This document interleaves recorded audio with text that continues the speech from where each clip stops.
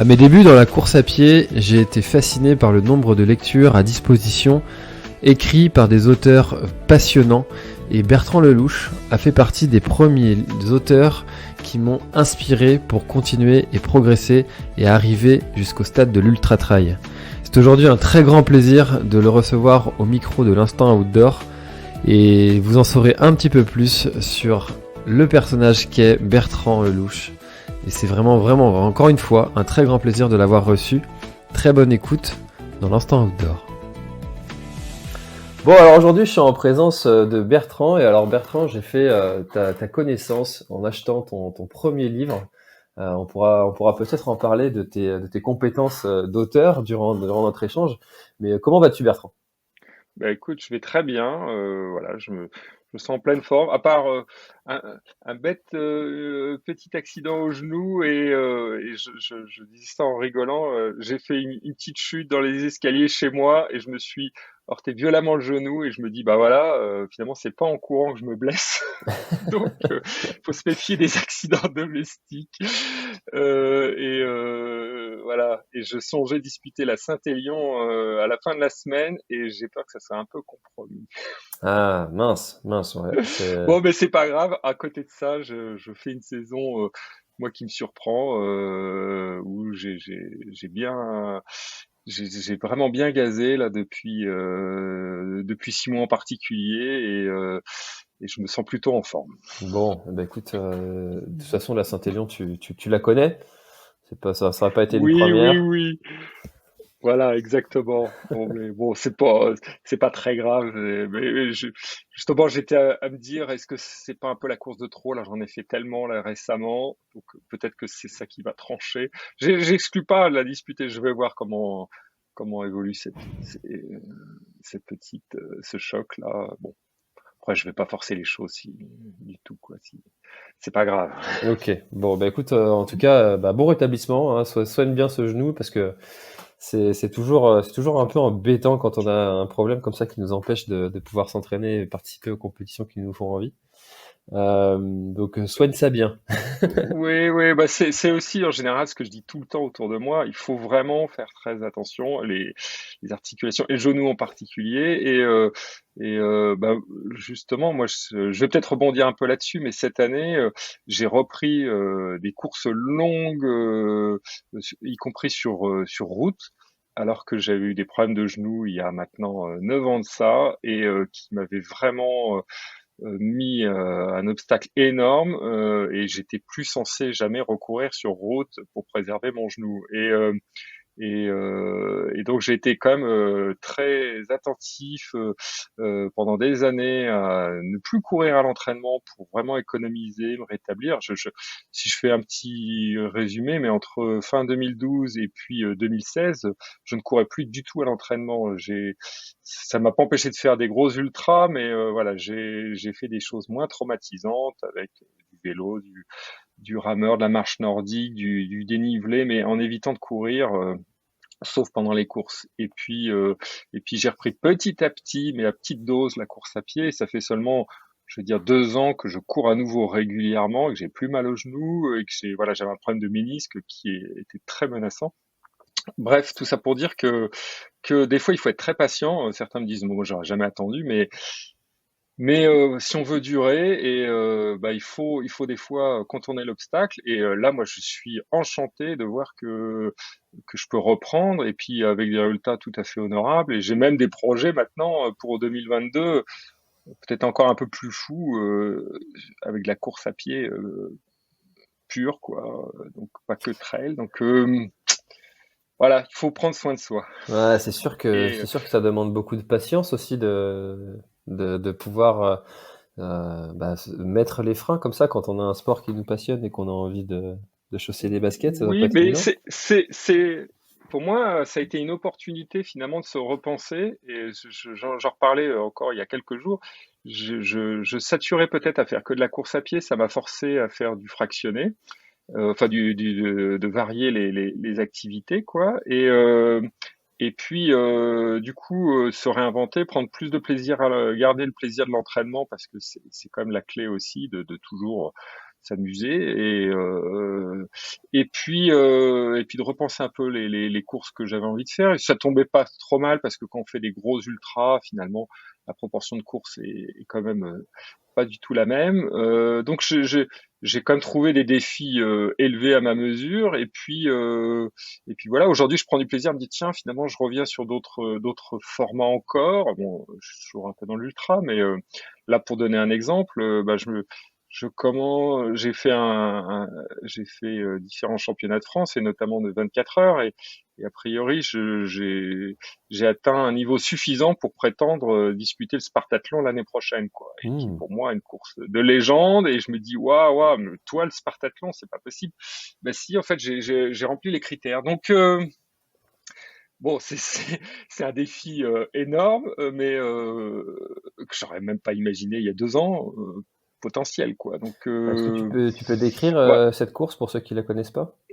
Oui, alors le Spartathlon, en fait, c'est un peu la course de légende en Grèce. L'histoire dit parce qu'il y a le marathon qui est apparu il y a en gros 2500 ans, on dit que un soldat grec là est allé de Marathon à Athènes annoncer la nouvelle de cette grande victoire et qu'il est mort au bout de ce parcours qui faisait une quarantaine de kilomètres. Et donc de là est né le marathon il y a 2500 ans. Mais d'autres historiens disent que en fait il n'y a pas que ça, c'est qu'il est allé d'Athènes à Sparte pour aller demander des renforts sur cette bataille de l'époque. Et donc Athènes-Sparte, c'est à peu près presque 250 kilomètres. Et voilà. Et donc on ne sait pas exactement tout ce qui s'est passé, mais il y a cette course qui existe depuis 40 ans maintenant, qui est de courir d'Athènes à Sparte. Et la légende dit qu'à l'époque, il avait fait ça en 36 heures avant de mourir. Bref. Et donc, il faut Ouais. faire la course en moins de 36 heures. Donc, c'est quand même un rythme vraiment bien soutenu.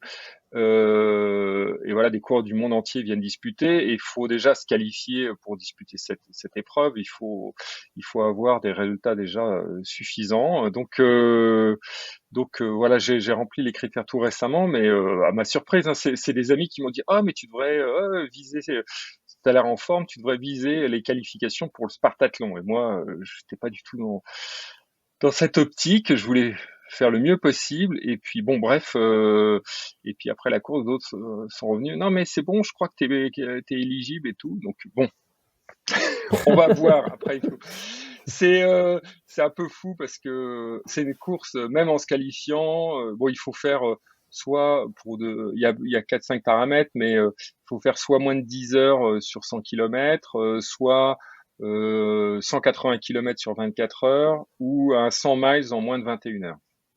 Enfin, voilà. Donc il faut quand même pas chômer. Ouais, quand même, ouais. Et, et puis, et puis même le jour J, il y a à peu près 2 tiers de finishers, hein, donc c'est assez difficile. Il y a genre 70 points de contrôle sur le parcours et c'est autant de barrières horaires, donc il faut un bon rythme du début à la fin. Enfin, voilà, je commence à étudier la question et puis bah, il faudra postuler vers le mois de février. Il y a une fenêtre d'un mois et puis éventuellement en fin septembre l'année prochaine. Ça se passe comment? C'est un tirage au sort après ou c'est Alors, là, c'est pas hyper clair. Il y a 380 dossards et la dernière édition en septembre, ils étaient que 280, mais donc il y avait pas eu de tirage au sort manifestement. Mais je pense que c'est lié. Il faut avoir fait ses performances les 2 années précédentes avec la pandémie. Je sais pas trop. Après, il y a aussi les restrictions de déplacement des gens, quoi. Donc, j'ai pas encore bien pu identifier si s'il y avait, je crois comprendre quand même qu'il y a un tirage au sort s'il y a trop de postulants, hein, mais voilà, ça semble être accessible. Oui, il faut en plus probablement être tiré au sort. Après, est-ce que l'année prochaine, ça sera le cas? J'en sais trop rien. Bah écoute, on te le souhaite, hein. Ça peut être une belle aventure d'aller fouler cette terre avec toute cette histoire qui tourne autour de cette course. Et donc du coup, les 70 points de contrôle, j'imagine qu'il faut avoir du coup une course qui est très régulière. Tu peux pas te permettre de dire bah tiens, je C'est vais, je vais ça, c'est marcher un petit ça. peu. Ouais. Oui, oui, il faut doser. D'après ce que j'ai vu, ouais, c'est surtout les 24 premières heures qui sont très dur en termes de barrières. Enfin, je dirais de toute façon après tout le long, mais voilà, il faut arriver, je crois, au 172e kilomètre, vraiment à un rythme très régulier. D'après ce que j'ai lu, dès le début, il faut pas chômer, quoi. Donc après, j'ai commencé à récupérer notamment un témoignage de quelqu'un que je connais un petit peu qui l'a fait, quoi. Et c'est amusant parce que lui, il l'a fait en 35 heures, 53 minutes, donc 7 minutes avant la limite, mais il a passé toutes ses barrières horaires avec 5-10 minutes à chaque fois ou presque. Donc Ouais. c'est chaud. Non mais là, je suis plus dans un état d'esprit pour déjà peut-être être retenu, parce que effectivement, s'il y a un tirage, je peux déjà l'être. Et ensuite, c'est plus peut-être une opportunité. Peut-être que j'y arriverai pas parce que ça a l'air quand même vraiment très difficile. Mais déjà, l'éventualité de prendre un départ d'une telle course, c'est une occasion. Je me dis, il faut peut-être pas que je la rate, quoi, parce que c'est pas évident. Pour l'histoire, je crois qu'en 40 éditions, il y a 150 Français qui l'ont fini, quoi. C'est pas,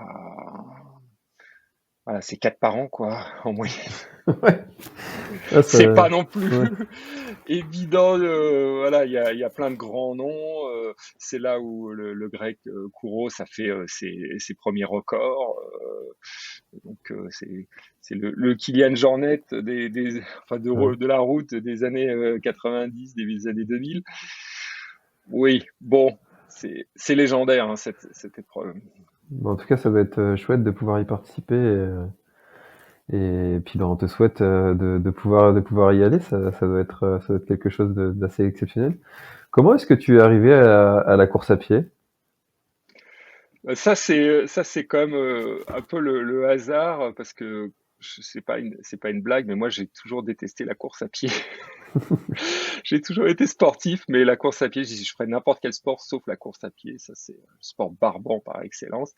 Et puis en 2002, j'avais quelques soucis personnels et puis des amis m'avaient dit, écoute, viens de détendre ce week-end, ou dans quelques jours, il y a le Paris-Versailles, ça peut être sympa et tout, c'est festif. Et je leur ai dit, mais attendez, 16 kilomètres avec en plus une côte et tout, moi au bout de 5 bornes, j'en peux plus, donc non, non, je vous suis pas, quoi. Et puis je me suis dégonflé et puis ils sont revenus du week-end, ils étaient enchantés, ça avait l'air super sympa. Et je me dis, ah, merde, merde, j'ai peut-être un peu raté le coche. Et là, ils m'ont dit, non mais écoute, c'est pas grave, dans un mois et demi, il y a le semi-marathon de Boulogne. Je dis, mais vous rigolez, c'est encore plus long, quoi. Mais le hasard des choses a fait qu'on venait aussi de m'offrir une montre cardio fréquence mètre. Et donc là, j'ai acheté un magazine et j'ai découvert que, je fais court, mais que en fait, je courais n'importe comment. J'étais au taquet et puis je m'épuisais au bout d'une demi-heure, quoi. Et qu'il fallait peut-être un peu gérer j'avais aucune technique, quoi. Gérer le cardio, quoi. Et à l'époque, c'était d'ailleurs plus, ça m'était offert pour faire du VTT, quoi. C'était pas tellement pour la course à pied. Bref, j'ai fait 4-5 sorties, quoi, et puis j'ai fait 6 km, 8 km, 10 km, 12 km. J'ai dit, ah ouais, si, c'est possible, sans être épuisé. Donc, voilà, j'ai fait le semi-marathon de Boulogne-Billancourt à ce moment-là, et puis ça a bien marché. J'ai dit, ouais, en fait, je suis capable de courir et de prendre du plaisir, et puis c'est sympa comme ambiance, tout ça, voilà. Donc, c'est un peu contre le cours des choses que j'ai découvert la course à pied. Mais pendant plusieurs années, voilà, j'ai fait ça un peu en dilettante. J'en rigole, mais j'étais un peu touriste. Rapidement, j'ai voulu faire un marathon, mais je m'entraînais entre guillemets les 2-3 mois qui précèdent et je faisais mon marathon. Puis après, je courais pas pendant 6 mois, quoi. Donc, je m'en sortais, mais enfin, je me moque de moi-même parce que quand je regarde un peu les statistiques d'entraînement, voilà, même pour préparer un marathon, je faisais une sortie et demie en moyenne par semaine, quoi. Donc, c'était un peu ridicule. Et voilà, et c'est plus tard, vers 2008-2009, que j'ai commencé vraiment à courir régulièrement. Là, je me disais, allez, faut que j'exploite un peu plus mon potentiel. Puis j'ai découvert le trail. En fait, c'est aussi en faisant le premier éco-trail de Paris en 2008 j'ai dit ah enfin ce qui me semblait fou de faire 80 km et j'ai découvert la nature, l'environnement, tout ça et là vraiment ça m'a donné beaucoup plus envie. Et donc j'ai fait un peu les deux, route et trail et à partir vraiment de 2010 2011, j'ai fait plus que du trail. Et là D'accord. voilà, la passion est devenue croissante mais le tournant est venu un peu à ce moment-là quoi. Ok, parce que du coup, tu pratiques donc le trail, la course à pied sur route et aussi la marche nordique? Oui, alors alors aussi pour situer, c'est que moi historiquement je faisais du judo depuis que j'avais 5 ans, donc j'ai toujours fait du judo et pour moi c'était mon sport premier et donc je continue le judo. C'est aussi pour ça que je faisais pas non plus trop de course à pied. Et puis j'ai par la force des choses, bah comme la course à pied vers les années 2010 ont pris de l'ampleur, j'ai inexorablement finalement arrêté le judo sans trop m'en rendre compte parce que j'avais plus le temps de tout faire quoi. Hmm. Mais ensuite, la marche nordique, c'est venu dans un deuxième temps, c'est venu en 2013 parce que j'avais mes problèmes de genoux.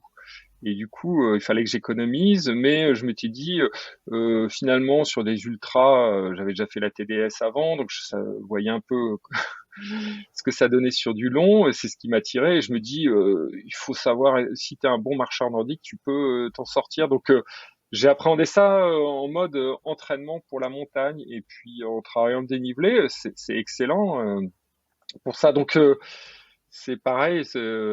Après, j'ai pris goût parce que j'ai eu des résultats en marche nordique qui m'ont encouragé. Et voilà, c'est un complément d'entraînement que je trouve très bien parce que ça limite les traumatismes. On apprend à bien marcher et c'est quand même essentiel sur de l'ultra. On n'est pas tout le temps en train de courir. Enfin, tout le monde le sait. Rarement. Voilà. Non mais bah, pour donner un exemple, là, quand j'ai fait les championnats de France des 24 heures à Albi il y a tout juste un mois, j'avais une stratégie qui alternait course et marche et je l'ai tenue du début à la fin. J'ai été hyper régulier alors que tout le monde court et en fait s'écroule quoi, parce qu'on peut pas tenir Hmm. même sur un truc roulant quoi. Donc j'ai travaillé la gestion de course. Bah, Je pense que ça c'est sur l'ultramarin notamment, où tu as oui. des ultra-trailers qui prennent le départ du 177, qui commencent en marchant. Oui, mais Non. c'est drôle parce que là j'ai fait 4 championnats de France, j'ai fait montagne, trail, 100 km et 24 heures, et tout ça en un mois et demi. Et quand j'ai fait le 100 km, là, qui était une semaine avant les 24 heures, en plus ça paraissait un peu fou comme enchaînement, dès je faisais 500 mètres course, 500 mètres marche. Donc au bout de 500 mètres, je me mets à marcher. Donc c'était le tout début, quoi. Et puis les gens me disent, mais tu comptes aller au bout là si tu commences déjà à marcher, quoi. Et en fait, c'est vrai, on se retrouve vite dernier. Et puis après, on remonte tout le monde. Voilà, au championnat de France là d'Albi des 24 heures, j'étais 130e sur 150 au bout de 2 heures. Et puis je finis top 30 à la fin, quoi. Hmm. Ouais, Donc, c'est une gestion de course particulière, hein. C'est pas évident en fait à se raisonner, à se calmer, mais c'est l'expérience qui fait que toi tu sais en ouais, fait que tu vas bah, remonter. ce qui m'a inspiré tout ça, c'est découvrir les backyards, les last man standing, là, les courses où il faut faire 6,7 km en 1 heure et tenir le plus longtemps possible. Et sur le papier, on se dit, bon, c'est facile de faire 6,7 km, mais le faire longtemps, c'est autre chose. Et donc, j'ai été un des premiers à m'y intéresser. Je crois que je suis un des 5 premiers Français à avoir disputé une backyard. Et je me suis dit, mais ça, c'est génial. J'ai testé ça même à l'entraînement. Et j'ai dit, mais en fait, on se fatigue pas et on peut tenir très longtemps. Et c'est ce que j'ai fait d'ailleurs, aussi bien aux 100 km qu'aux 24 heures là, récemment. Et on peut aller très très loin et finalement c'est une autre forme de gestion de course et j'étais content de voir que ça marche très bien Bah, sur du long. ça m'intéresse pas mal parce que je suis inscrit à une course, donc le dernier homme debout, Oui, pour 2022 et alors d'accord. c'est la première fois que je vais participer à ce type de course. Comment est-ce que tu gères du coup cet effort? Alors, ça, justement, je prévoyais un peu d'écrire sur le sujet parce que pour moi, ça a fasciné moi le premier, mais aussi pas mal de gens autour de moi. Et moi, j'ai retenu, quand je me suis intéressé à la course à pied, j'ai lu aussi quelques auteurs pour savoir comment ils se débrouillaient, et notamment Bruno Hobby, qui est un expert des longues distances, du 100 km, mais aussi des 24 heures. Et lui, il insiste sur le côté travail à allure spécifique et la régularité. Moi, je crois beaucoup à ça. Et du coup, là, j'avais une stratégie calquée sur la backyard en me disant, alors j'ai un peu dû l'adapter parce que le format était pas exactement le même, et puis pour faire court, je faisais des séries de 7,5 km sur le 24 heures, et je faisais une pause de 5 minutes derrière, quoi. Et les 7,5 km, j'alternais course et marche parce que faut pas aller trop vite. Et donc, à l'entraînement, j'ai trouvé que ce qui me convenait le mieux, c'était courir 500 mètres, marcher 500 mètres. Et que c'était d'autant plus facile mentalement qu'on change très vite d'allure. Courir 500 mètres, même quand on est un peu fatigué, c'est tellement court que ça passe très vite. Bon, après, chacun trouve un peu la formule, mais j'ai testé ça. Et du coup, après, on marche. Alors, c'est de la marche active, hein. C'est là où il faut faire la différence. C'est que si on se laisse un peu marcher doucement, on a vite fait de marcher qu'à 5 à l'heure. Moi, je marche à 6-7 km heure. Et ça vient aussi de mon expérience de la marche nordique, où je sais bien marcher de façon dynamique.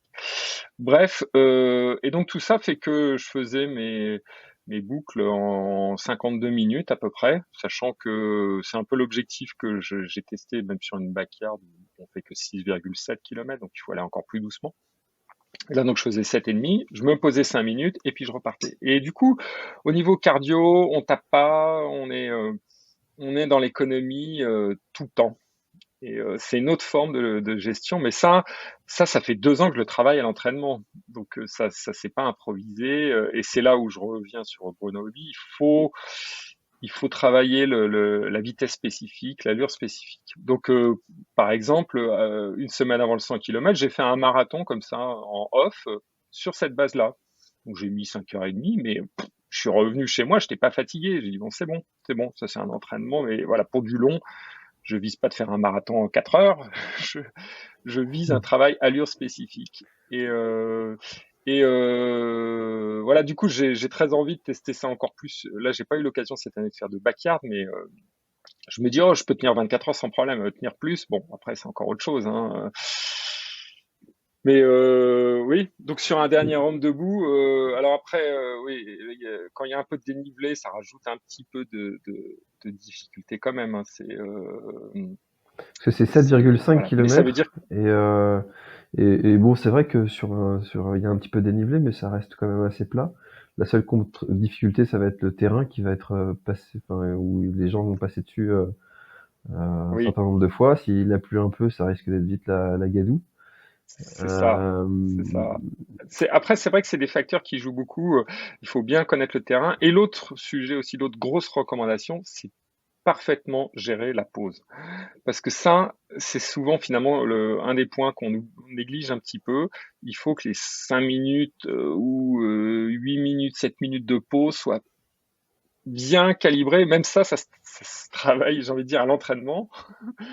Parce que chaque seconde compte, en fait. Il faut se poser, il faut manger, il faut boire, bon, mais et puis suivant les heures, le nombre d'heures de la course, on va pas gérer cette pause tout à fait de la même façon. Des fois, il faut anticiper, aller un petit peu plus vite parce que il faut changer de vêtements pour la nuit ou des choses comme ça. Donc, il faut anticiper l'alimentation pour que on sature pas, quoi, parce que c'est pas évident, hein, moi je l'ai vécu même là au championnat de France. Au bout d'un moment, bouffer toujours même une bricole toutes les heures, on sature, quoi. On ouais. n'a plus envie de manger, mais de l'autre, il faut un peu s'alimenter. Donc là, par exemple, je me dis, idéalement, ça serait bien d'avoir une assistance pour anticiper, gagner du temps encore là-dessus. Il faut arriver à manger un peu chaud, des soupes idéalement la nuit, parce qu'on se refroidit. Enfin voilà, il y a plein de paramètres qu'il faut pas négliger non plus. C'est pas si simple.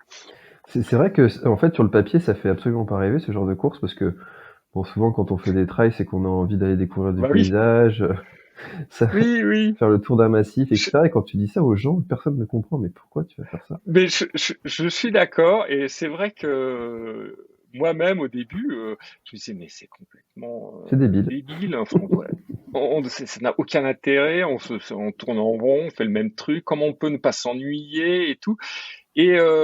Et puis je dirais que ça fait au moins 3 ans ou voire un petit peu plus, que petit à petit j'ai mis des doses d'entraînement où on fait un truc un peu répétitif, et bizarrement euh, j'ai pris goût très vite et me dire mais on s'ennuie pas. On a l'impression qu'on va s'ennuyer, et puis ça dépend comment on observe aussi l'environnement. Et c'est un peu difficile à expliquer, mais j'ai fait ça à côté de chez moi. J'ai une côte qui fait 50 mètres de dénivelé, et donc à un moment, pour travailler le dénivelé en série, je l'enchaîne plein de fois. Donc en 2017, j'avais commencé à faire cette côte régulièrement en disant bon, pour préparer le Tour des Géants, il faut que je me tape un max de dénivelé. Ça, c'est ce que tout le monde me disait. Donc je l'enchaînais, et une fois, je l'ai faite plus de 70 fois. J'ai fait 3500 mètres de dénivelé, donc là en région parisienne, sur je crois 7 heures d'affilée. Et puis on se dit bah ouais, mais bon, bah finalement, bon, la côte était en forêt, sympa, un peu rocailleuse et tout.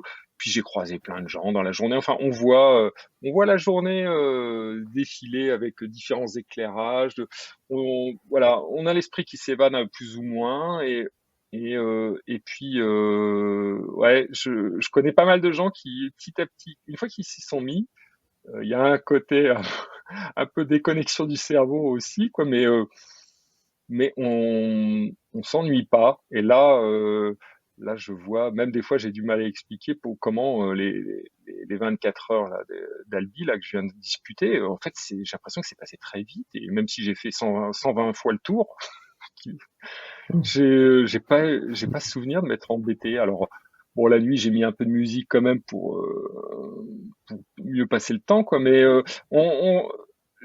j'étais aussi assez concentré sur ma montre, à regarder mes temps de passage à chaque fois. Est-ce que je suis bien en rythme régulier?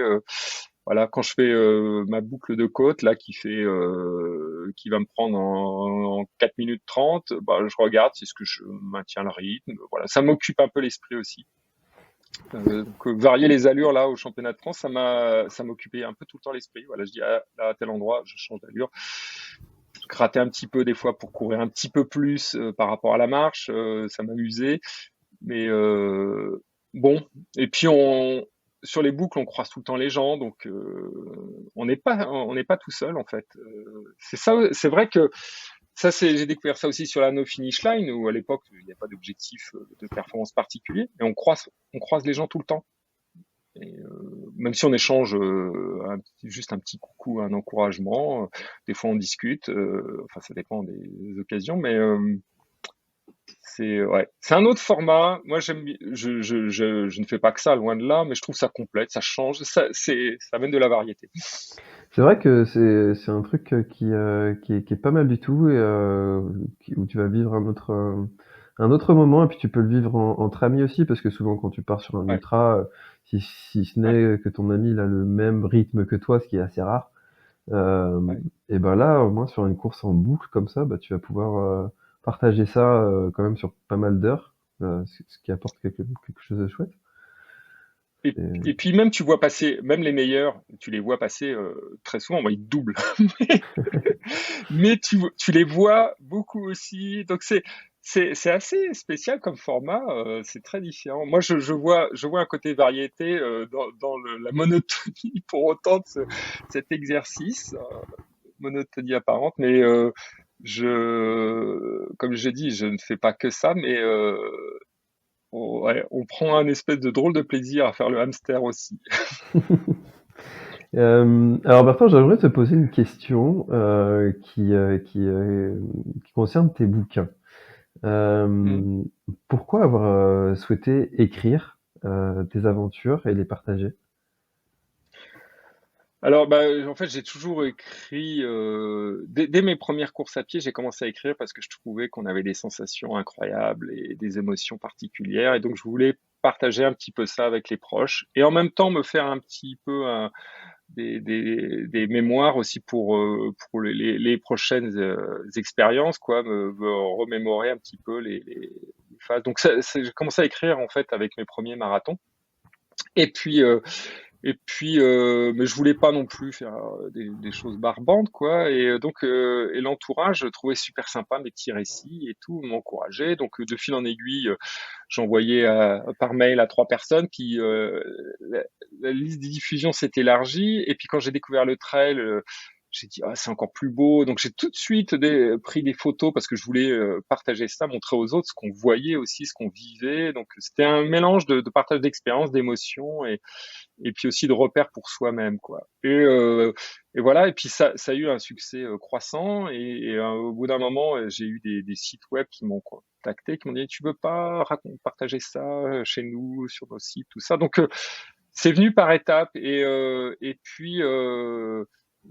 Voilà, j'y prenais beaucoup de plaisir dans ce partage, en me disant, ben moi, mon parcours, j'aurais pas imaginé aller aussi loin, et peut-être qu'il y a plein de gens comme moi qui ont du potentiel inexploité, ou qui se demandent comment faire. Et voilà, ça peut les aider aussi à trouver leur propre voie. Donc ça me plaisait, l'idée aussi de contribuer à aider les autres à réaliser leurs rêves comme je le faisais.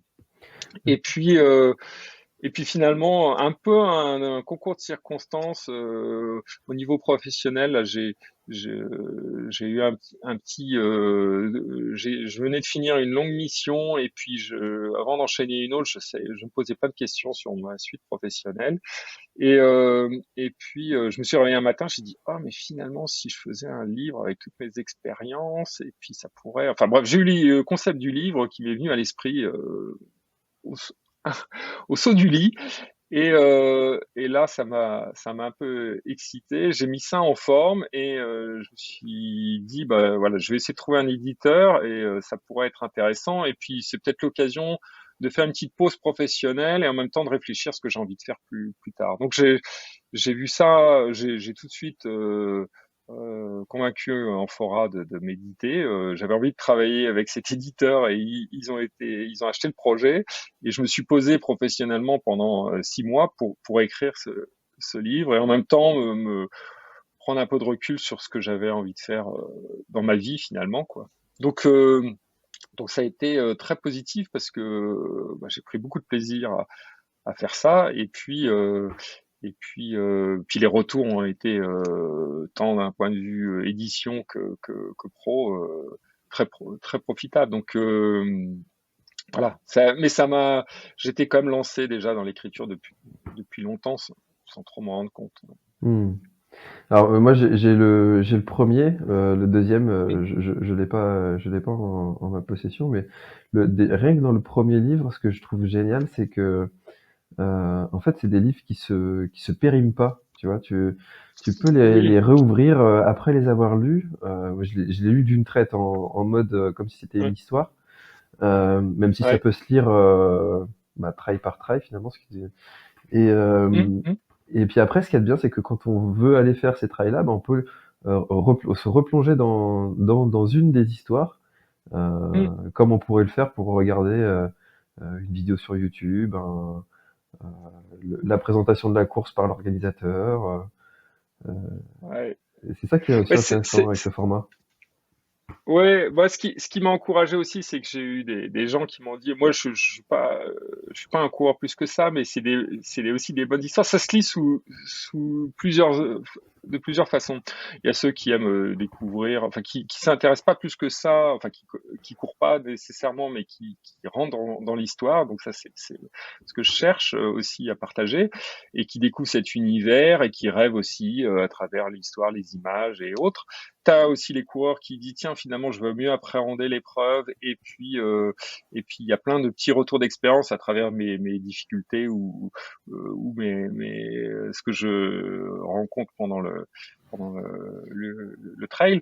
Donc c'est assez complet, et même moi j'aime bien là récemment, bah voilà, il y a des courses il y avait les courses du TMB. Alors à un moment, bah, j'ai des amis qui suivent. Oh, j'aime même me replonger dans mes histoires. Des tiens, oui, et de redécouvrir des fois. Ah oui, j'avais oublié ce petit truc. Ah ouais, c'est vrai que j'étais comme ci, comme ça, machin.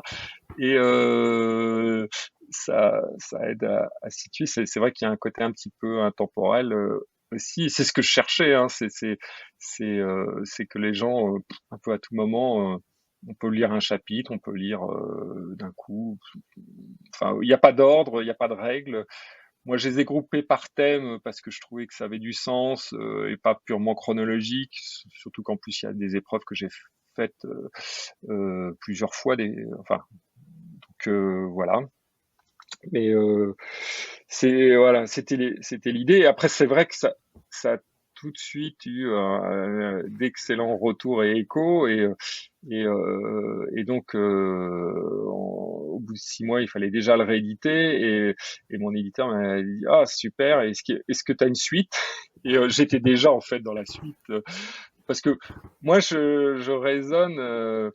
Je fais les projets qui me plaisent, qui me tentent, et puis c'est d'abord ça ce qui me conduit, ce qui me drive, et ensuite bon, s'il y a des bonnes histoires, tant mieux, mais voilà, je vais pas faire les courses avec l'idée de faire des livres pour autant derrière. Et puis en fait sur 2017, 2018, 2019, j'ai fait d'autres choses qui me tentaient. Alors c'est toujours du trail. Enfin, c'est un petit peu différent, mais ça correspond aussi aux évolutions que j'avais envie d'amener à ma pratique. Et c'est la même chose et c'est complémentaire. Si je devais résumer, le premier livre, c'est finalement les plus grandes classiques que tout le monde connaît, les plus disputés, voilà, enfin celles où il y a le plus de gens qui participent. Le deuxième livre, les courses sont souvent aussi très connues. Elles sont moins disputées en nombre de participants, mais elles font tout autant rêver. Et puis, je voulais rentrer dans un mode un peu plus, soit des défis un peu personnels. Ce que j'aime bien aussi, c'est rendre les choses accessibles. Voilà, dans chaque livre, c'est pas nécessairement élitiste ou inaccessible aux débutants. Par exemple, dans le deuxième, c'est vrai que les courses, il y a des choses qui sont quand même plus costauds, et il n'y a pas que ça. Il y a aussi des épreuves où bah, finalement on va chercher à fixer le curseur, son propre curseur, où est-ce qu'on est capable d'aller sur un défi donné, quoi. Donc voilà. Puis il y a des choses qui te donnent des idées. Bon, dans les gros chapitres, il y a notamment le tort des géants. Alors bien sûr, c'est pas accessible à tout le monde, mais ça donne une idée de ce qu'on peut réaliser et des histoires assez fortes et incroyables. Donc voilà. Hmm. Voilà un Alors peu on n'a même pas, l'idée. on n'a même pas donné le nom des livres. Oui, pardon. Alors le premier c'est Trail et Ultra Mythique et le deuxième Défi Trail et Ultra Aventure. Voilà. Ouais. Le deuxième, c'est dans l'esprit de défi et aventure. Moi, c'est un autre fil conducteur. Alors, bien sûr, dans le premier aussi, c'est des aventures, hein, et puis c'est aussi des défis personnels. Mais voilà, on va retrouver. Moi, le premier, ce qui m'avait guidé, c'était quand j'ai démarré le trail, je rêvais de faire UTMB, Diagonale des Fous et Marathon des Sables. Et donc, voilà, j'ai accompli un petit peu mes rêves, et c'est les trois plus mythiques du lot. Mais dans la quinzaine de chapitres, il y a un peu de tout. Et il y a des courses évidemment très connues. Voilà, ça va quand même de courses, comme je dis, hein, ça va de 15 km à 250 km, les courses du premier livre. Et dans le deuxième, j'ai 7 défis et puis 9, on va dire, grosses aventures. Et puis bah, les défis, ça peut être ça va de 15 minutes à 24 heures, hein, voire plus. Donc il y a un éventail large, mais tout le monde peut les faire. Après, c'est juste jusqu'où on sera capable d'aller dans chaque défi. Et après, les aventures, bah, il y a, voilà, je citais le Tort des Géants, mais il y a aussi, moi, ce qui m'a attiré, c'est la Barclay et sa cousine française, la Chartreuse Terminorum, qui sont des courses. C'est pareil, on parlait des difficultés de comprendre à faire des boucles. Là, beaucoup de gens se disent, mais c'est des courses, elles sont impossibles à faire, personne n'y arrive, ou il y a 1% qui réussissent à faire la Barclay. Quel est l'intérêt de faire une course qu'on ne peut pas finir? Et en fait, il faut creuser un peu pour comprendre la logique. Et si je devais résumer, la logique, c'est finalement jusqu'où je suis capable d'aller. Donc voilà, la Barclay, certaines personnes comme moi, ils sont incapables de faire les 5 tours, mais faire un ou deux tours, c'est déjà un défi énorme, et il faut s'entraîner dur et dire voilà, où il y a des gens, ils vont dire bah je vais essayer de faire les 3 tours qui donnent un premier grade, et c'est déjà un énorme défi en soi, et puis on va réussir à faire deux tours, et puis on va essayer de progresser encore pour arriver à boucler ces 3 tours. Donc finalement, c'est des aventures personnelles, et voilà, de repousser un petit peu ses limites. Et d'ailleurs, c'est ce que le fondateur de la Barclay dit. Lui, son vrai plaisir, c'est de voir les gens aller au-delà de ce qu'ils imaginaient. Donc, c'est ça l'esprit de ces courses, par exemple. Ah, je sais pas, je pense que tu l'as vu, le film Les Finishers. Oui. Et c'est incroyable dans l'état dans lequel mental dans lequel ils sont, ceux qui arrivent à terminer. Et puis et on se dit à moindre niveau, ça doit être quand même sacrément éprouvant pour l'organisme et pour le trailer de s'engager sur ce type de course comme la Barclay.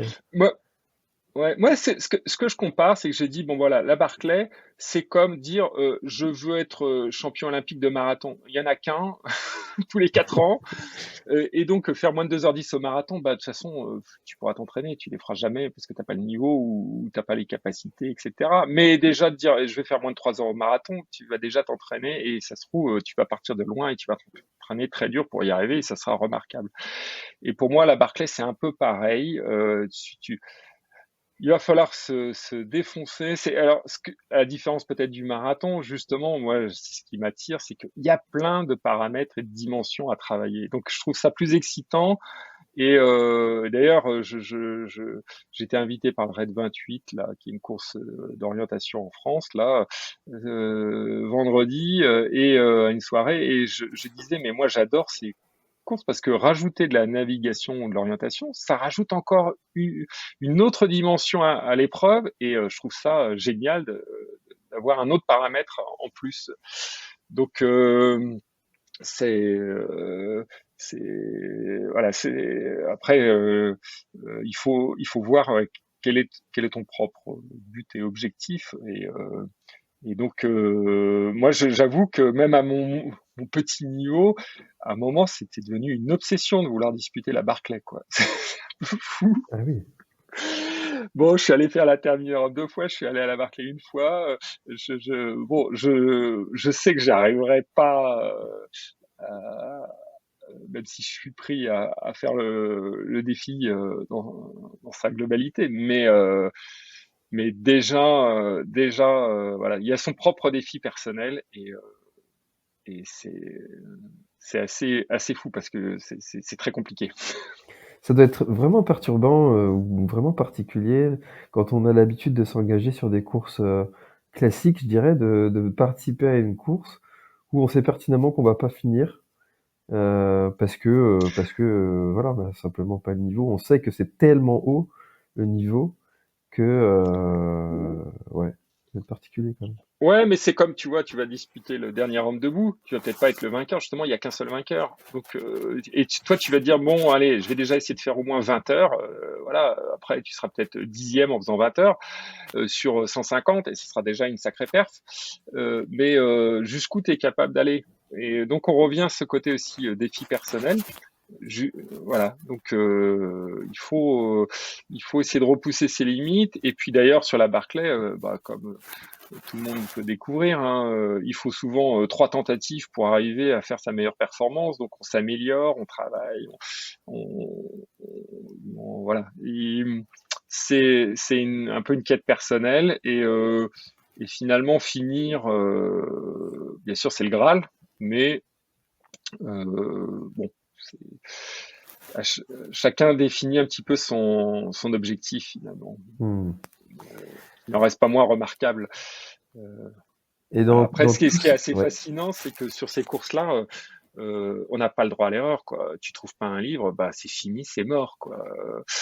J'ai un ami là qui l'a disputé là, il a perdu son roadbook au bout du 4e livre, bah c'était fini. Il a fait tomber en route et c'est horrible. Tu peux te préparer comme un malade ou même la dernière, en 2019, là, il y avait Benoît Laval et Valérie Cressarieux qui sont allés, ils ont eu une intoxication apparemment à l'eau et tout, et donc ils ont dû arrêter au 2e tour et ils se sont entraînés comme des malades. Alors c'est là où c'est très dur, hein, c'est que ils visaient 3 tours et en fait, voilà, t'as un pépin, donc tout peut s'écrouler. C'est un peu comme le jour J aux Jeux Olympiques, hein. T'as un obstacle, tout peut s'écrouler brutalement, et de l'autre, tu peux réussir. Voilà, tu réussis 3 tours, c'est quand même une performance extraordinaire déjà. Donc, l'objectif, c'est bien sûr, il y a une petite minorité qui a les capacités, qui va viser décrocher le Graal. Et bah, si tu as les possibilités, oui, faut le tenter. Faut essayer. Faut essayer d'aller au maximum et au-delà de ce qu'on peut.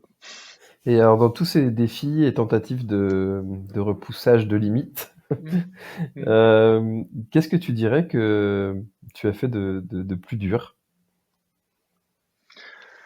Bah, pour moi, ça reste le tort des géants, parce que quand j'y repense, c'était voilà une semaine non-stop. C'est une histoire, un environnement incroyable, et c'est très difficile parce qu'on manque atrocement de sommeil, mais à tous les niveaux, du premier au dernier, et on gère au mieux de ses possibilités. Ça a été une histoire pleine de rebondissements et en même temps d'efforts continus, et c'est autant physique que mental, quoi. Donc ouais, moi ça a été une aventure à la fois pleine et très dure. J'ai énormément souffert la dernière nuit pour y arriver alors que j'étais tout près du but, quoi. Et ça m'a vraiment marqué parce que je me disais, mais si j'échoue là, à 20 km de l'arrivée, que je me fais finalement rattraper par la barrière horaire, j'aurais fait 6 jours non-stop, j'aurais fait 320 ou 330 km sur les 350. J'aurais fait un truc extraordinaire, et en même temps, on va retenir t'es finisher, t'es pas finisher, quoi. Et ça m'a un peu traumatisé parce que je trouvais ça un peu fou et dur, et puis je m'écroulais de fatigue, quoi. Et bon, j'ai trouvé des stratégies pour m'en sortir, quoi, et puis j'ai réussi à passer le cap, mais c'est waouh, c'était chaud. Parce que même si mentalement on est très motivé, on s'accroche, des fois c'est vraiment très très très dur. Et même si on sait qu'il y a des hauts et des bas, quand t'es en pleine nuit, que t'es gelé et que t'avances pas, que t'arrives pas à avancer, c'est un peu atroce. C'est souvent, ça on le voit même sur des ultras plus courts.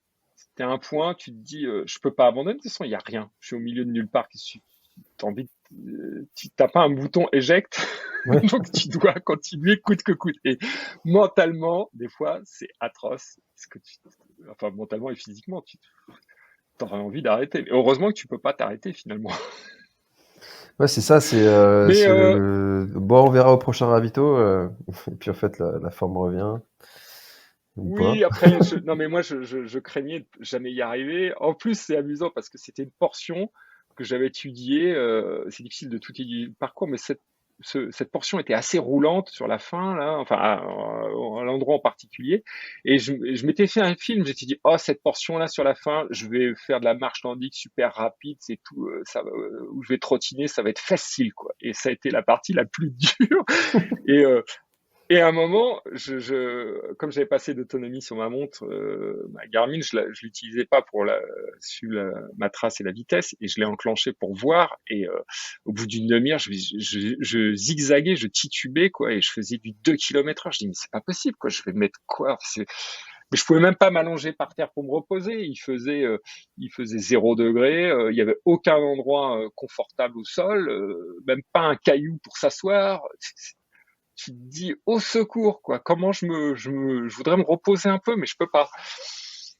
Et je l'avais quand même rencontré un peu cette difficulté déjà à certains moments, mais là, c'était à son paroxysme, quoi. Et puis heureusement, alors c'est là je dis il faut pas se mettre en difficulté parce que il faut pas perdre sa lucidité parce que ça peut être dangereux. Et donc là, moi, je suis toujours très vigilant là-dessus de pas basculer du mauvais côté et on est souvent limite. Et arriver un peu à réfléchir, même si on est complètement cuit. Et c'est un mélange d'expérience d'intuition. J'ai alpagué un coureur qui m'a rattrapé pour lui dire il faut que tu m'aides à m'en sortir. Et le gars il m'a dit ok, accroche-toi à moi, mais moi je traîne pas, quoi. Et je me suis accroché à lui, c'est ça qui m'a sauvé, quoi. J'ai retrouvé un peu d'énergie, de vitesse, je me suis accroché à quelqu'un. Ouais, Mais ça et aide. puis j'ai atteint le ravitaillement, j'ai pu dormir un petit peu. Ça a été très dur de redémarrer encore parce qu'on on est comme en déficit.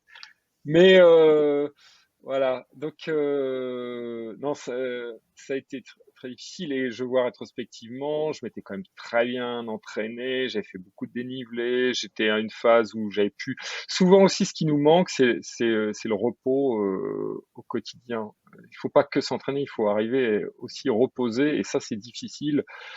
Ça dépend des vies professionnelles, mais des fois, on n'est pas assez reposé, on n'a pas assez récupéré entre les séances d'entraînement, et donc faut pas cumuler de la fatigue non plus. C'est un dosage qui est pas facile. Bah, c'est vrai que pour le commun des mortels qui a 5 semaines de vacances dans l'année et puis qui s'il doit prendre une semaine pour aller s'entraîner en montagne, pour préparer ça, Ouais, en plus de la fatigue du travail, de la vie familiale et puis qu'il faut faire une semaine sur la course, ça peut être vite compliqué à gérer ce sommeil. Comment tu dirais que toi tu arrives à surmonter cette envie de mettre le clignotant? Parce que forcément que ça doit venir mm. à l'esprit de dire bon j'arrête, c'est bon, pourquoi je me fais ça, ça n'a aucun sens. Pourquoi tu dirais que toi tu arrives à surmonter cette envie? Je pense que c'est la clé, c'est la motivation de départ pour l'épreuve. C'est pour ça qu'il faut vraiment être très motivé, mais faut trouver un truc aussi accessible et réaliste, quoi, parce que sinon le mur est d'autant plus dur et ça risque de provoquer le craquage mental. Après, évidemment, faut s'entraîner de façon adéquate aussi, parce que si on a sous-estimé la difficulté ou ses capacités, on risque de se tromper. Voilà, mais c'est l'envie. Pour moi, c'est d'abord l'envie et qui prime, mais il faut qu'elle soit pas trop irrationnelle, qu'elle soit assez construite aussi, qu'on se donne toutes les chances. Moi, je dis souvent, je vais faire une course, je suis sûr à 80% de la réussir. J'ai tout fait pour. À contrario, par exemple, en 2018, je voulais faire absolument la PTL, une équipe et tout. On s'est préparé, mais mal. Et donc je sentais pas plus ça avancer l'échéance. On arrivait au printemps, je dis oh, je vais jamais être prêt, je suis fatigué, je vais pas assez entraîné, je sens pas bien les choses. Et avec l'équipe début juillet, on a fait un gros raid de préparation, d'ailleurs un peu sur les traces de la PTL. Et là, la conclusion a sauté aux yeux. Je suis pas prêt. Un de mes équipiers n'était pas prêt non plus. L'autre l'était, mais on va dans le mur là, on va se planter au bout de 2 jours, c'est sûr, quoi. Donc moi ça m'intéresse pas d'aller faire un truc où je suis sûr d'aller me planter. Et, mais voilà, bon, s'il y avait une chance, voilà, je tente ma chance, mais il faut qu'il y ait une chance assez sérieuse. Et je pense que c'est le cumul de réflexion, d'envie, qui fait que je vais être prêt ou pas. Après, voilà, le Tour des Géants, bah voilà, je me sentais assez confiant, mais avec aussi beaucoup d'inconnus. J'avais jamais fait un truc d'une semaine non-stop.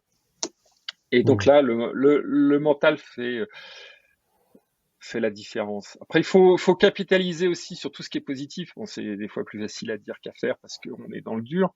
Et puis, on sait que ben l'ultra, il va y avoir des coups de mou, donc on a beau vouloir absolument les éviter, c'est assez imparable. Il faut arriver à lisser tout ça. Donc, c'est un mélange de raisonnement et en même temps d'envie supérieure. Après, je crois qu'il y a aussi ça se travaille finalement un peu en continu, ça. Et donc, moi, on revient au sujet de départ, abandonner, pour moi, c'est no way. Alors bien sûr, il faut pas si je sens que ça va jouer sur mon intégrité physique et que c'est grave, ou que je vais me mettre en danger parce que là, je suis plus du tout lucide et je risque de faire une mauvaise chute et d'avoir un accident qui potentiellement peut même être fatal. On voit ça quand même, hein, donc il faut pas se faire n'importe quoi pour Ouais, autant. c'est sûr que Mais tant qu'on est ça, c'est aussi ce que j'ai retenu quand j'ai fait la Diagonale des Fous. À un moment, j'étais en difficulté et je rentrais dans ma fat. Et un concurrent m'a dit, écoute, tant que tu es dans les barrières horaires, tu continues. Tant que tu n'es pas forcé d'abandonner, que tu n'es pas hors délai, tu te prends pas la tête, tu continues. Voilà, bon, évidemment, si tu as mal au genou, que tu as déjà une blessure, un truc, va pas forcer comme un bourrin. Mais si tu es juste épuisé, c'est pas grave. ouais, c'est Si ça. lâche pas. Donc voilà, il faut être conscient un petit peu de tout ça et puis faut pas lâcher et puis voilà, c'est tout. C'est sûr que chacun va aller rechercher ses propres ressources mentales et puis les raisons qui font qu'il est là. Voilà aussi. Pourquoi tu es là? Si t'as C'est pas de ça. bonnes raisons, si tu es venu faire ça, si tu as des raisons un peu bancales, oui, ça va risquer de me pousser à mettre le clignotant et dire. C'est pour ça que des fois, je vois des gens, ils font trop de courses et puis du coup, ils se mettent aussi potentiellement dans une spirale d'échec. Moi, c'est ce qui m'est arrivé.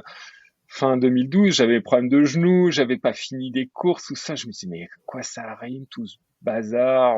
Finalement, je prends pas de plaisir. Donc, il faut pas rentrer dans cette spirale pour autant. Donc, il faut adapter ses défis aussi, faire des fois un peu un pas en arrière, faire un truc un peu plus accessible. Et voilà, parce qu'au bout d'un moment, ça mine le mental quand on rate des courses aussi, quoi. Donc,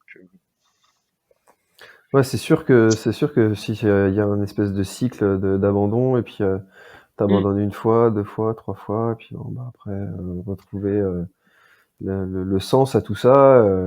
Moi, je me dis toujours, euh, si tu arrêtes parce que c'est dur, fallait pas venir. ouais. Tu sais que ça va Ouais. être dur. Mais non, mais c'est ça, c'est une bonne remarque. Mais pour moi, finalement, c'est pas la bonne raison. Les seules bonnes raisons, c'est la blessure. Bon, bah, si t'es pris par les barrières horaires, c'est pas vraiment un abandon. T'étais trop lent, t'étais pas en forme, enfin, il y a plein de raisons, mais voilà, t'as pas passé le cap.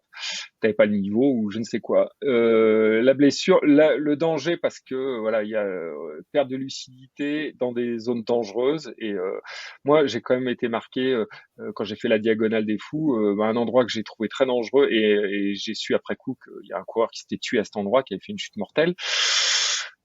C'est pas du tout envie.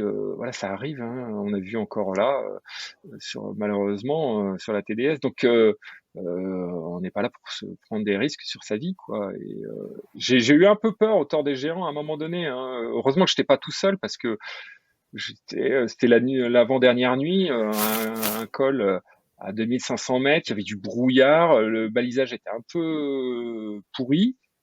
Et là, tu te dis, ouah, faut pas que je me perde là. Bon, j'étais avec un autre qui heureusement dit, non, c'est bon, là, je vois. Mais faut être conscient que la montagne, ça peut être très dangereux. Donc, avec la fatigue, tout ça, un mauvais pas, bon, je rassure ma femme, hein, c'est pas, je prends pas de risque.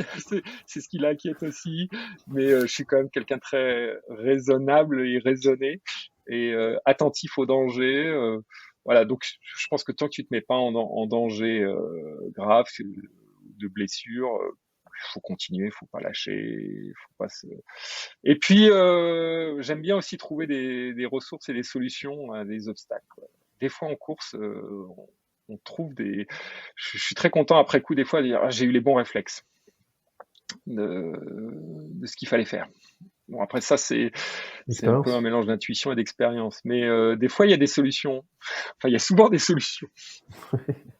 Là, c'est sûr que souvent on se rend compte qu'il y a des solutions qui viennent à nous qu'on n'aurait jamais pu imaginer avant de prendre le départ, qu'on allait vivre ça et ça fait partie de l'aventure, Ouais.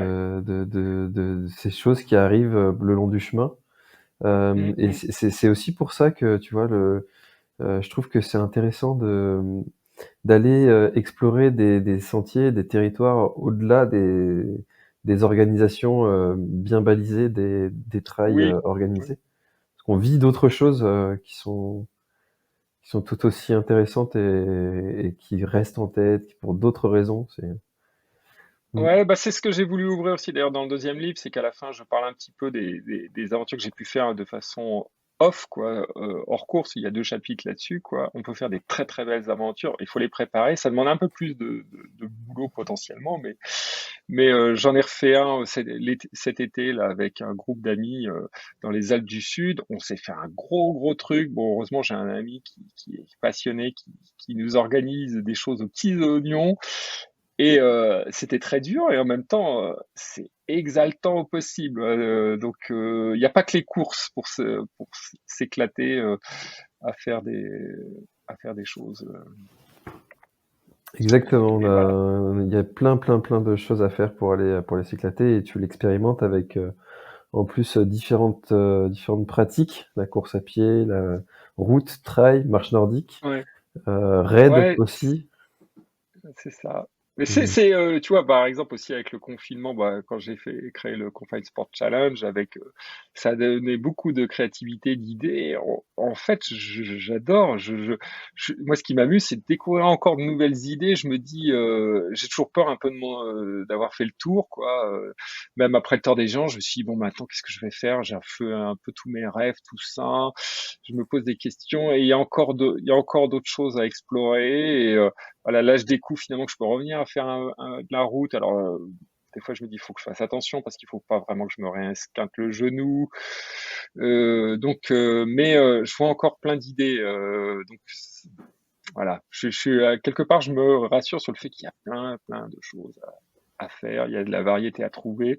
Pour moi, c'est aussi la clé, c'est de se réinventer tout le temps pour pas s'ennuyer. Et voilà, donc je crois qu'on a Ça largement. s'annonce bien pour le tome 3. Oh, j'ai déjà des idées d'un troisième livre. En fait, ça fait déjà plus de 6 mois qu'il est dans les cartons et il faut juste que je l'écrive. Mais j'ai déjà toutes les idées et c'est tout juste si je suis pas déjà à réfléchir sur des idées d'un quatrième livre. Donc, Ah, je suis un peu en retard là-dessus. bon. Ça, c'est bon. Pour moi, le bon côté, c'est aussi de se dire bon, bah, ça veut dire que je suis quand même bien occupé. Oui, j'ai très envie de sortir un troisième et de continuer à écrire, même. Mais il faut doser entre, encore une fois, la course, la vie familiale, la vie professionnelle, l'écriture. Tout ça, ça prend du temps. Le deuxième livre, ça a été quand même assez difficile. J'avais énormément de choses à faire à ce moment-là et ça m'a pris 2 ans et demi. Et waouh, ça. Ma femme, maman, elle m'a dit bon, t'arrêtes un peu d'écrire là parce que ça fait trop. Il y en a marre. Voilà, donc j'espère. Il faut que je me donne, faut que je m'organise. On salue hein, toutes nos femmes ou nos hommes pour les dames qui nous écoutent, qui subissent un peu toutes nos passions et on les remercie d'être aussi tolérants. C'est ça, c'est ça. Non, non, mais d'ailleurs, ma femme, c'est mon garde-fou aussi, et elle est vraiment très souple, et des fois, je sens que je tire un peu trop la corde. Donc là, par exemple, voilà, j'ai fait un truc que je n'avais jamais fait de ma vie entre septembre et début novembre. Là, pendant 9 week-ends, j'ai pris 9 dossards, j'ai fait 4 championnats de France, plus d'autres trucs et tout. Et, et après, je dis, non, mais c'est bon, j'arrête après, quoi, parce que je me calme un peu. Je te jure, c'est la dernière fois. Euh, c'est ça. Donc là, elle a été très patiente parce que j'ai bouffé pas mal de nos week-ends. Même si c'était juste un week-end, bah oui, c'est quand même, voilà. Je suis allé aux 4 coins de la France, là, et discuter mes trucs. Bon, elle sait que je vais me calmer, que je vais pas faire que ça non plus. Mais oui, je, je suis très reconnaissant parce que ça fait longtemps quand même que je fais des choses et qu'elle me laisse aussi en profiter. Eh ben écoute, c'est Mm, très admirable d'avoir cette mm, entente mm. qui existe hein, et qui est nécessaire aussi à l'équilibre du sportif qui a besoin de ça, hein, forcément. S'il y avait les conflits à la maison, ça pourrait pas durer d'un côté ou de l'autre, donc c'est chouette de pouvoir avoir cet équilibre. C'est ça. Mais après, c'est bien parce que c'est vrai que sinon, on a tendance à vouloir trop en faire ou à être trop passionné. Moi, je me revois en 2017, là, début 2017, à un moment, j'étais obsédé par la Barclay tous les jours, quoi. Et donc, à la maison, enfin, les enfants se disent, bon, tu nous saoules avec ta Barclay, va faire ta Barclay, mais arrête de nous en parler. Ouais, Donc, bon, après, il faut prendre un peu de recul sur soi aussi. Se rendre compte des fois qu'on est un peu obsessionnel. Voilà.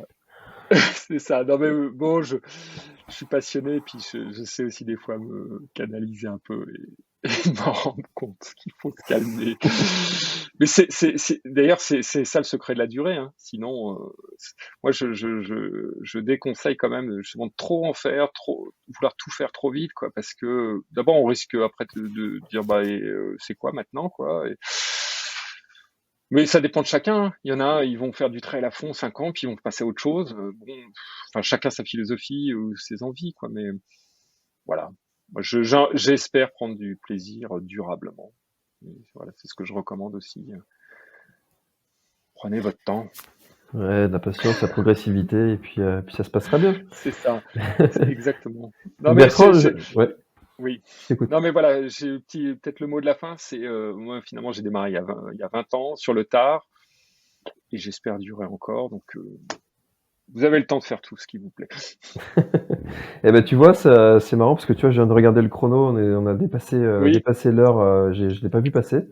J'allais juste te demander s'il y avait une chose dont on n'a pas parlé et que tu aurais aimé ajouter à notre échange. Bon, je pense que j'ai beaucoup parlé, donc à mon avis, il y a largement assez de matière. Non, mais comme toujours, c'est un plaisir de partager ces expériences. Donc j'espère que ça donnera beaucoup d'idées à beaucoup de gens pour vivre leurs propres aventures. Et il n'y a pas on n'est pas obligé de faire le tort des géants pour s'éclater, hein, loin de là. Donc, vous prenez pas la tête, et puis vous verrez au fur et à mesure. Eh ben écoute, merci beaucoup Bertrand pour avoir partagé tes aventures. Je renvoie les gens vers tes bouquins. Je mettrai le lien dans la description si jamais vous voulez les retrouver le plus facilement possible. Et puis, je te souhaite une très bonne année 2022 qui s'annonce bien riche. Merci François, j'espère aussi que tu vas t'éclater également. Écoute, ça se profile plutôt bien aussi, ouais. Bon, tant mieux. Allez, à bientôt Bertrand. Bye. Merci François. À bientôt. Bye. Cet épisode est maintenant terminé. Merci de l'avoir écouté jusqu'au bout. Et si vous êtes encore là, c'est sûrement qu'il vous a plu. Alors n'hésitez pas à le faire savoir autour de vous. C'est la meilleure façon de faire connaître le podcast L'Instinct Outdoor. Parlez-en, partagez les épisodes. Merci beaucoup pour votre fidélité et à très bientôt dans un prochain épisode.